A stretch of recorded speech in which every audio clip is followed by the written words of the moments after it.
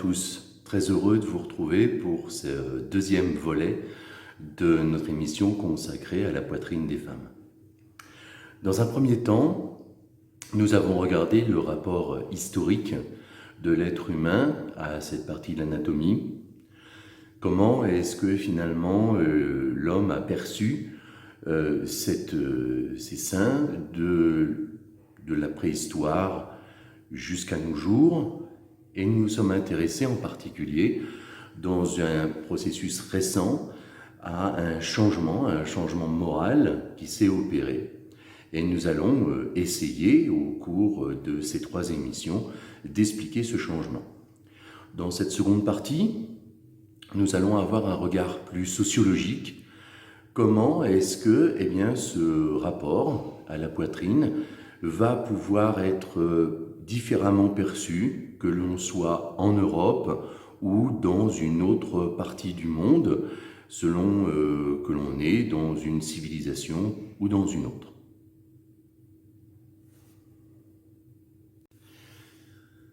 Très rapidement, nous allons nous apercevoir que notre point de vue, évidemment, va être ethnocentré, et c'est vrai que notre propos va très vite prendre une articulation, une comparaison entre le point de vue européen, et même pour être plus précis, judéo-chrétien, et le reste du monde, et en particulier les civilisations que l'on pourrait qualifier de premières, et notamment le travail de tous les ethnologues travaillant sur les ethnies d'Afrique, d'Amérique du Sud et d'Asie.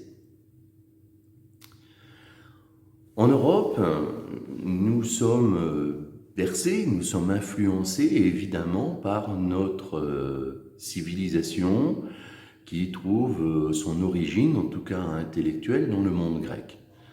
Et il y a en Grèce un mythe fondateur repris par Platon, évoquant la nudité de l'être humain, c'est le mythe de Prométhée. Prométhée qui était censé distribuer les qualités aux animaux et aux êtres humains de manière égale, qui laisse de manière un peu inopportune son frère Épiméthée faire ce partage, et l'homme se trouve nu. C'est cette nudité qui va caractériser l'homme, et c'est parce qu'il est nu, finalement, que Prométhée va aller voler le feu aux dieux pour permettre à l'homme de se réchauffer, mais au-delà de ça, lui permettre d'avoir un savoir-faire technique qui va finalement lui procurer la possibilité de modifier son milieu à son profit, alors que l'animal, lui, va être obligé de subir son milieu. Et la première des modifications qu'il va opérer, c'est bien entendu de se protéger du froid avec des vêtements. Nous sommes donc ici dans une origine humaine de l'habiller. L'homme n'est pas nu comme les autres animaux, il va pouvoir se vêtir. Mais on voit aussi qu'il n'est pas question dans ce mythe fondateur d'un processus de pudeur, d'un processus de cacher une nudité qui serait gênante. Les Grecs, d'ailleurs, sont relativement libres sur le processus de nudité.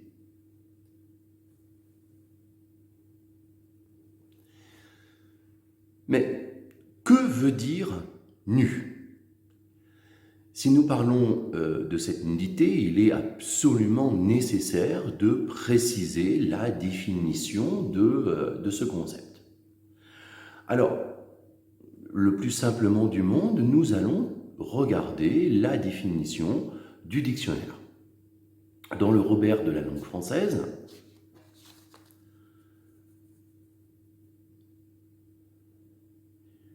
nu signifie qui n'est couvert d'aucun vêtement à l'état de nature.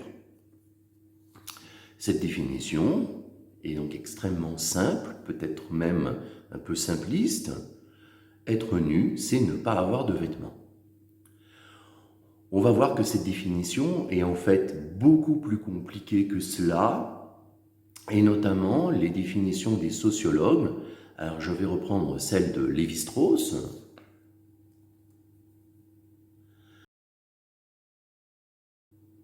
La définition de Lévi-Strauss, dans le cru et le cuit, c'est le fait de couvrir ses organes sexuels ou pas. C'est-à-dire que dès que les organes sexuels vont être couverts, nous allons être considérés comme habillés. Cet habillement va bien au-delà des vêtements pour Lévi-Strauss, puisque tout ce qui va couvrir la peau va être considéré comme un habillement, que ce soit des tatouages, des scarifications rituelles ou des vêtements rituels. Si le nu correspond à la couverture des organes sexuels, alors un problème se pose dans notre thème. Est-ce que nous considérons les seins, la poitrine en général, comme un organe sexuel? Et nous revenons au problème qui nous anime finalement depuis le début de notre réflexion. Est-ce que le souci ne vient pas de la sexualisation des seins? Lévi-Strauss soulève d'ailleurs un second problème dans Race et Histoire.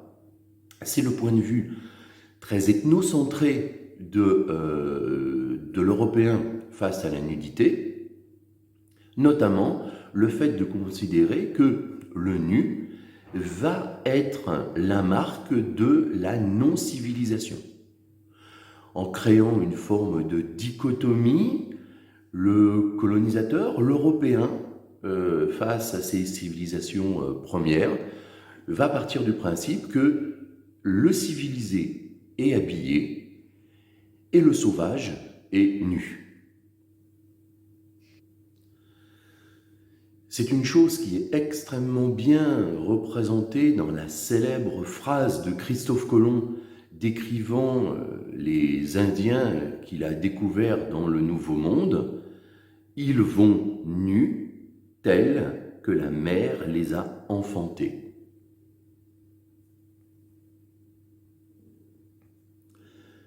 Cela nous donne donc une problématique que nous allons essayer de développer dans cette seconde partie.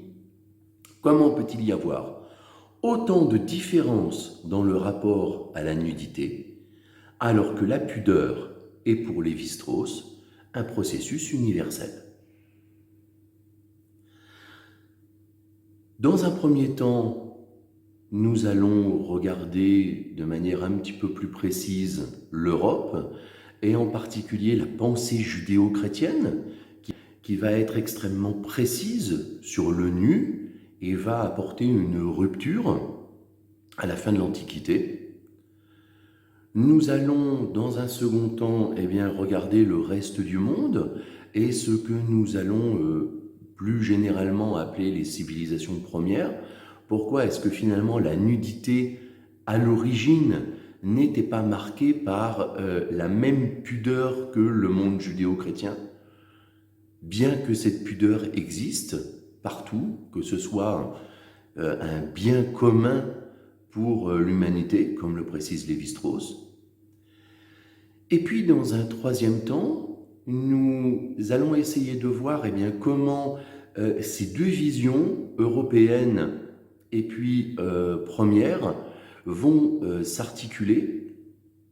On verra qu'il y a une rupture, puisque dans une grande partie de l'histoire, il va y avoir une sorte de bienveillance à cette nudité, que l'on va retrouver de Montaigne jusqu'à la philosophie des Lumières, avec ce mythe du bon sauvage que l'on pourrait reprendre, et puis une rupture moralisante à partir du XIXe siècle, et nous essaierons de voir quelle est son origine, peut-être de manière surprenante, pas une origine liée à la pudeur, mais peut-être plutôt un processus de domination coloniale peut-être aussi des préoccupations socio-économiques.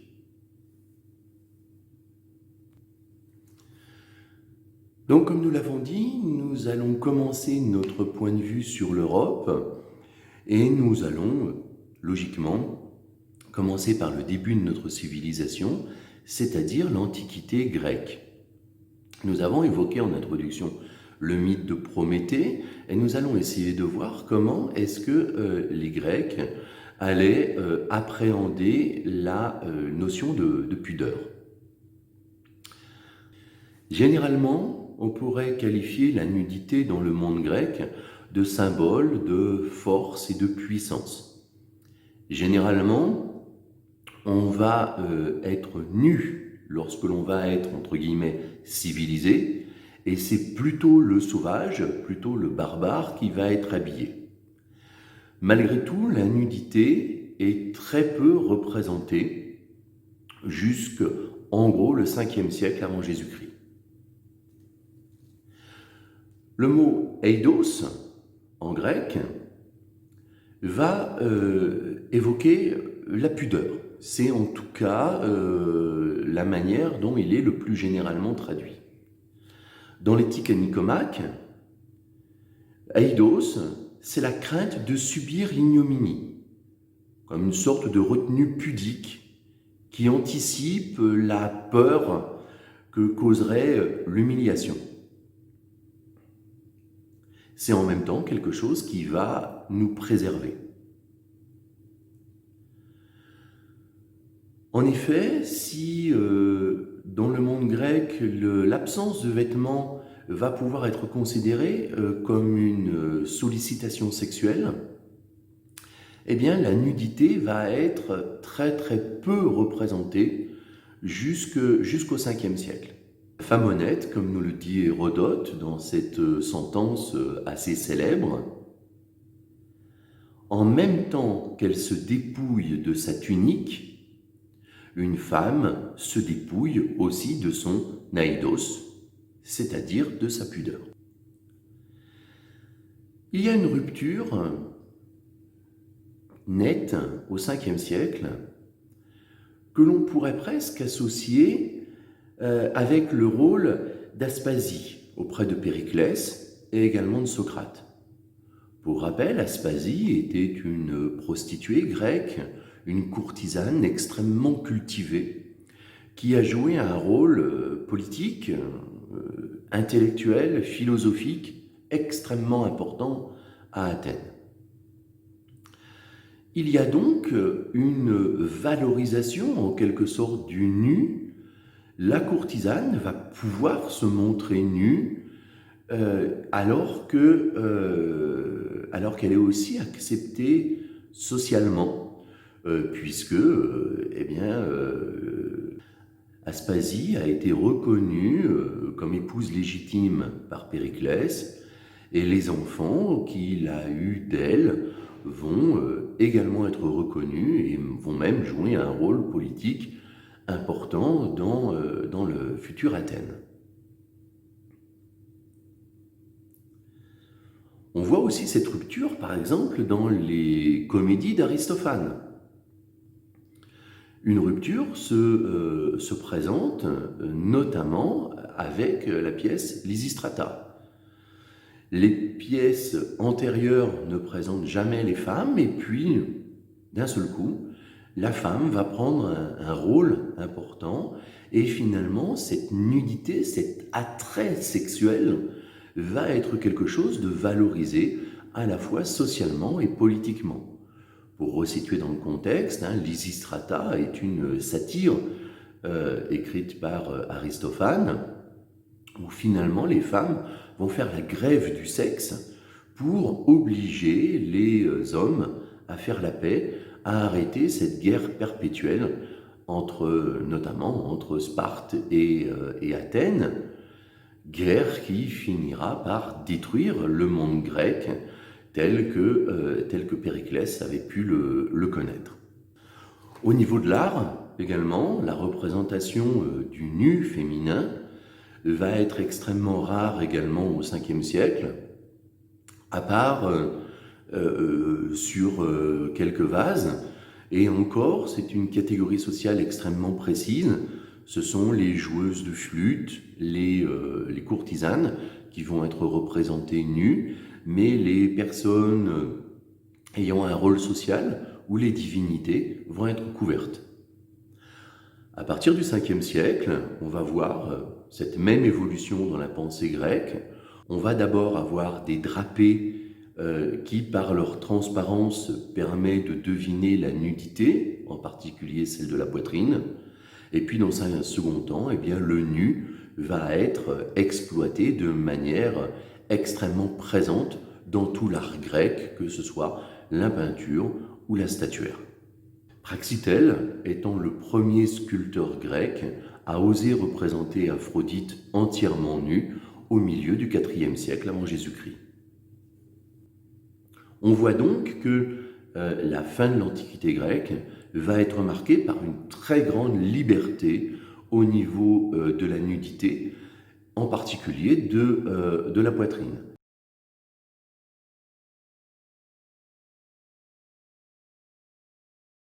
C'est donc la pensée judéo-chrétienne qui va marquer cette rupture de la pensée humaine liée à la nudité, et en particulier tout ce qui va être lié au péché et à la sexualité. Je vous passe notamment cet extrait de la Genèse. La femme considéra donc que le fruit de cet arbre était bon à manger, qu'il était beau et agréable à la vue, et en ayant pris, elle en mangea et en donna à son mari, qui en mangea aussi. En même temps, leurs yeux furent ouverts à tous deux. Ils reconnurent qu'ils étaient nus, et ils entrelacèrent des feuilles de figuier, et s'en firent de quoi se couvrir. Et comme ils eurent entendu la voix du Seigneur Dieu qui se promenait dans le paradis après-midi, lorsqu'il se lève un vent doux, ils se retirèrent au milieu des arbres du paradis pour se cacher de devant sa face. Alors le Seigneur Dieu appela Adam et lui dit « Où êtes-vous » Adam lui répondit « J'ai entendu votre voix dans le paradis, et j'ai eu peur parce que j'étais nu. C'est pourquoi je me suis caché. » Le Seigneur lui répartit « Et d'où avez-vous su que vous étiez nu, sinon de ce que vous avez mangé du fruit de l'arbre dont je vous avais défendu de manger ?» Voilà sur quelle base l'Occident va se confronter au reste du monde. La Bible fixe le décor et le rapport qu'un chrétien va devoir avoir à la nudité. Alors, il y a deux rapports possibles. Le premier est la nudité comme quelque chose d'antérieur au péché originel, qui va renvoyer à une forme de pureté. Et puis il y a la nudité qui est liée au péché, cette conscience du nu impudique, en quelque sorte, qui va là être associée au mal, à quelque chose de diabolique.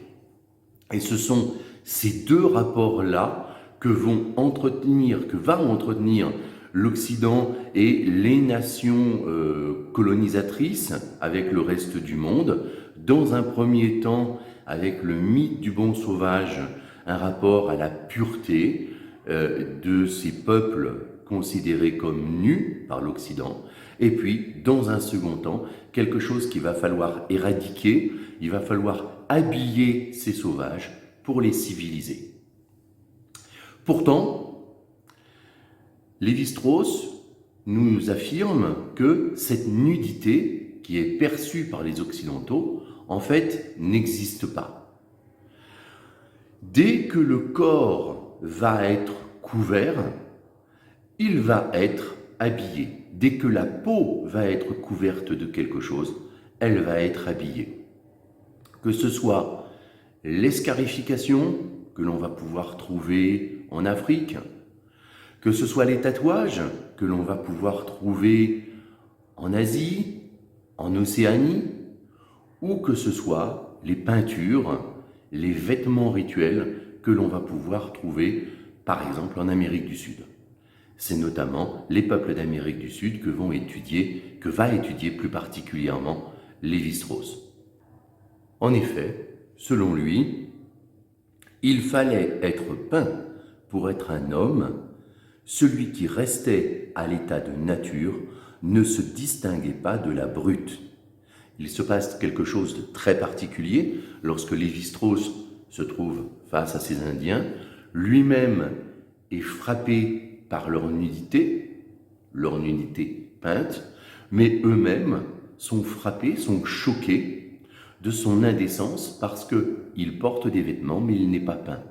On voit donc que c'est une confrontation culturelle, mais qu'in fine, c'est la même pudeur qui est en jeu dans les deux civilisations. Dans un premier temps, les peuples colonisateurs vont avoir un rapport assez valorisant à cette nudité.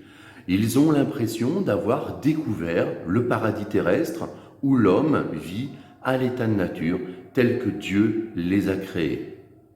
C'est le propos de Montaigne dans son essai qui est l'usage de se vestir. Pour lui, la nudité du cannibale n'est pas un défaut, elle correspond à l'état originel voulu par Dieu. Et il appuie son propos en faisant une référence à l'Ecclésiaste. L'homme, à son état originel, était suffisamment couvert. C'est quelque chose qui va se poursuivre tout au long de la philosophie des Lumières, notamment avec Rousseau qui n'utilise pas le terme de bon sauvage, mais qui va tout au long de son œuvre faire référence à cet état de nature qui va être valorisé, qui va être un état finalement assez pur de l'homme, où il ne va pas encore être corrompu par la société. Diderot est un petit peu plus nuancé par rapport à ça, notamment dans son supplément au voyage de Bougainville, où il va affirmer que ces peuples premiers, alors il parle en particulier des Polynésiens, ne vont être ni bons ni mauvais, ils vont juste être différents. Et par contre, il y a un problème d'ethnocentrisme, même s'il n'utilise pas ce terme, du colonisateur qui va projeter sur ces peuples des normes qui vont être spécifiquement européennes et qui ne vont pas être les siennes. Et pourtant, comme on l'a vu avec Lévi-Strauss, cette nudité, perçue par les Occidentaux, n'existe pas. On a parlé des Indiens d'Amérique du Sud, mais les sociologues ayant étudié tous les peuples premiers vont avoir la même réflexion. C'est le propos notamment de Roger Sommet, qui est professeur à l'Université de Strasbourg. Il va affirmer dans sa préface à ce catalogue d'exposition, très poétiquement appelé « Décor, décor », va affirmer que le corps décoré n'est pas un corps nu, n'est pas un corps à l'état de nature, mais bien un corps civilisé. En Océanie, également, il va y avoir énormément de choses que les Occidentaux vont considérer comme de la nudité, vont considérer comme quelque chose qui va être indécent, qui va être en dehors de la pudeur, et qui pourtant est une véritable marque de civilisation, est une véritable marque de culture. En particulier en Océanie, on pense aux étuis péniens étudiés par Charles Essier en Nouvelle-Calédonie. Et puis comment parler de l'Océanie sans parler des magnifiques travaux sociologiques de Margaret Mead sur la sexualité des tribus du Pacifique. En ce qui concerne l'Asie, nous pouvons également nous référer aux travaux de Francine Barthelozzi sur la géographie de la nudité, où elle évoque en particulier la problématique du lieu. Il y a des lieux habillés, il y a des lieux nus. Mais quels que soient ces sociologues, ils sont tous d'accord sur ce rapport à la nudité qui n'est pas du tout celle perçue par les Occidentaux, qui est bien une autre forme de culture, une autre forme de pudeur, telle qu'on pouvait le retrouver dans la Grèce antique. Mais alors, où va se situer cette rupture? Eh bien, elle va commencer au XIXe siècle, avec la vision que vont entretenir les missionnaires occidentaux dans ces différentes régions du monde, où ils vont être choqués de cette nudité qu'ils vont percevoir comme un manque de pudeur. En particulier, les missionnaires africains qui vont trouver complètement indécent cette poitrine féminine, tout le temps mis à jour, et ils vont le prendre pour une dérive complète des mœurs, pour une hypersexualisation des femmes, quelque chose qui va devoir être éradiqué en étant habillé. C'est une éducation que les missionnaires se croient dans l'obligation de faire, de pudeur, en particulier de pudeur liée aux petites filles. Nous pouvons citer sur ce sujet les travaux particulièrement éclairants de Pierre Henry, qui est un spécialiste en ethnologie de l'éducation et en anthropologie religieuse. Pour lui, le processus éducatif, c'est une éducation, mais une éducation à la pudeur occidentale, telle qu'elle était perçue par les missionnaires, et qui correspond à cette deuxième vision que l'on peut avoir de la genèse de la Bible, où on n'est plus dans une nudité pure de l'homme tel que Dieu l'a voulu et l'a créé, mais dans une nudité liée au péché, liée à la faute, liée à ce manque de pudeur découvert en mangeant du fruit de la connaissance, de l'arbre du bien et du mal.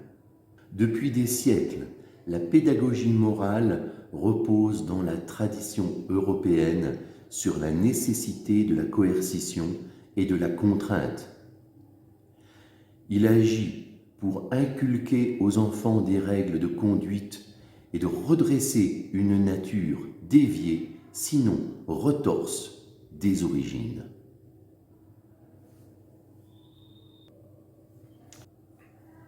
Alors en y regardant rapidement, on pourrait croire que cette stigmatisation de la femme africaine, avec ses seins nus, renvoyant à l'impureté, à l'indécence, pourrait être une forme de racisme. Ce serait oublier les textes occidentaux que l'on pourrait trouver des prêtres liés aux femmes en France et en Europe. Je vous cite notamment un passage du curé d'Ars, Jean-Marie Vianney. Est-ce une mère chrétienne doit laisser les seins découverts? En quoi bien couvert ne doit-elle pas se tourner de côté où il n'y a personne? D'autres, sous prétexte qu'elles sont nourrices, ne sont toujours moitié couvertes. Quelle abomination!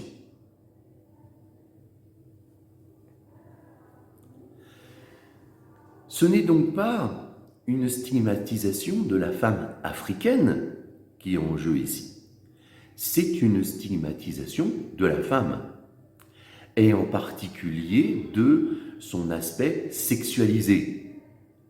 C'est la vision d'Ève, tentatrice, pouvant montrer sa poitrine pour faire chuter l'homme qui est en question ici.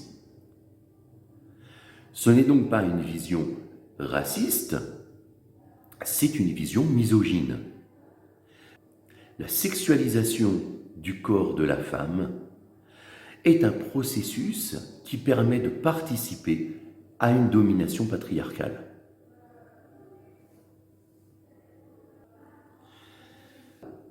Et c'est sur ce point que nous allons conclure notre partie sociologique sur la poitrine des femmes.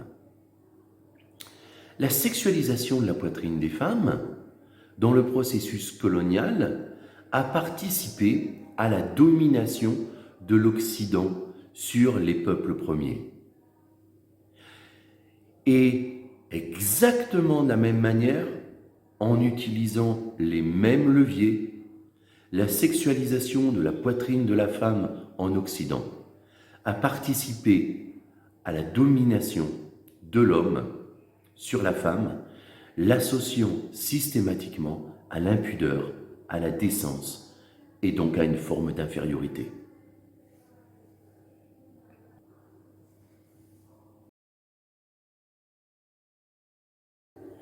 Et si on n'y voyait qu'un point de vue moral, on serait dans l'erreur.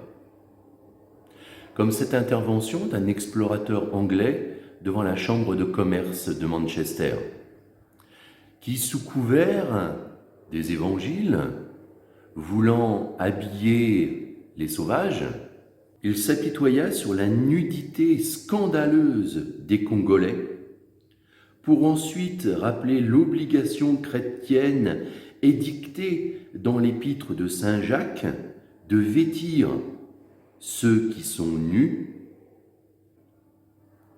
En réalité, ce qui souleva l'enthousiasme de cette chambre de commerce, c'est, je cite, « Si seulement nous parvenions à couvrir les indigènes le jour du Seigneur, cette innovation dans les mœurs africaines représenterait un nouveau marché de 320 millions de mètres de cotonnade anglaise. » Sous couvert de morale chrétienne, c'est donc bien une problématique politique et économique qui est en jeu. Et c'est justement l'aspect politique qui sera l'objet de notre troisième partie.